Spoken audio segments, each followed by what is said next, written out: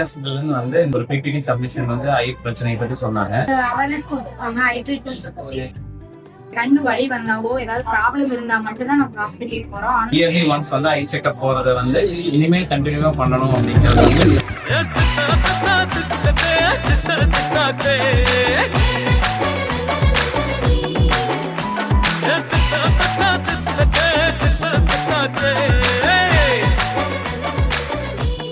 ஹாஸ்பிட்டல்லேருந்து வந்து கண் checkup, blood sugar எல்லாம் பார்த்ததுனால பரவாயில்ல. இதே நாங்கள் வெளியில் போனால் ஒரு நாள் டைம் ஸ்பெண்ட் பண்ணி பார்க்க வேண்டியது இருக்கும். நாங்கள் எல்லா டெஸ்ட் எடுத்துக்கிட்டோம். ரொம்பவே ஹெல்ப்ஃபுல்லாக இருந்துச்சு. இதுக்காக ஒரு நாள் லீவ் போட்டு இன்னைக்கு இங்கேயே பார்த்ததுனால நாளைக்கு போகிற வேலை எங்களுக்கு கம்மியாயிருச்சு.